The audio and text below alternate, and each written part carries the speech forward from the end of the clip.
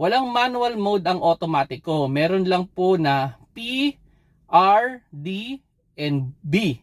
Anong gagamitin ko sa paahon at pababang kalsada? Okay. So may mga automatic kasi na wala silang manual mode. Pero meron makikita silang B o yung boy or L or low.